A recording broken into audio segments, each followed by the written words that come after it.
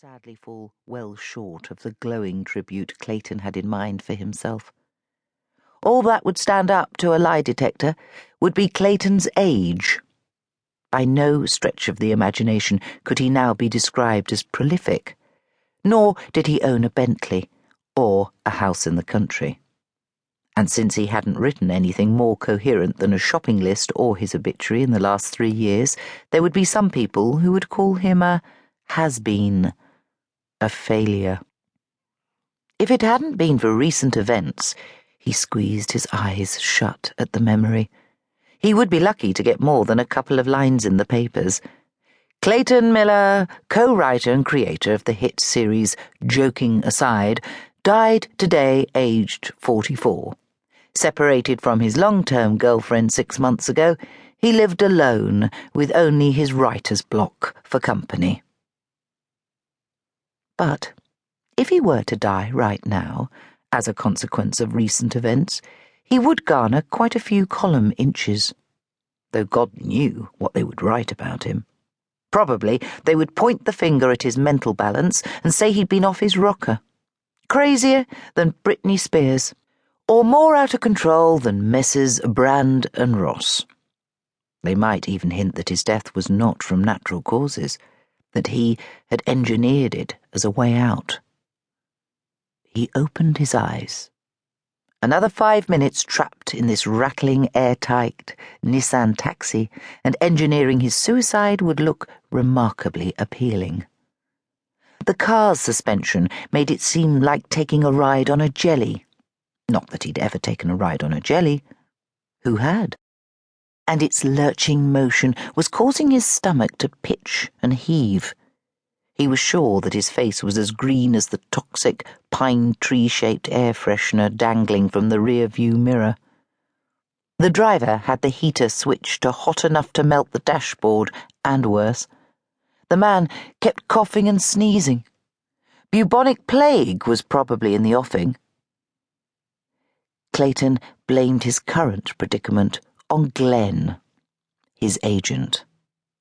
It had been Glenn's idea for him to hide out in some off-the-beaten-track place where the press wouldn't find him.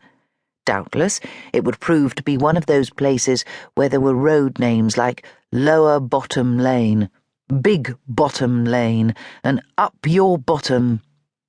Whatever hellish place he was destined to take refuge in, he hoped the driver knew the way, that he hadn't been lying when he'd looked at the address Clayton had given him at the station. There was no sign of any sat-nav equipment on the dashboard, which Clayton took to be a good sign.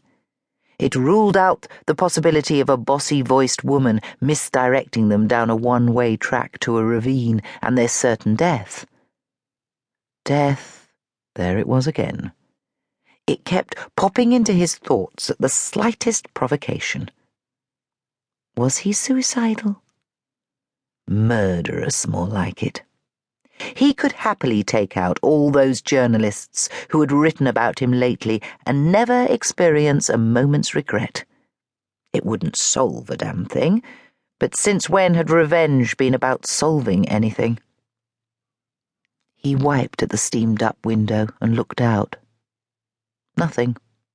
Zilch. Just miles of empty fields and dry stone walls. Wherever he was, with the light fading, it looked suspiciously like the end of the world.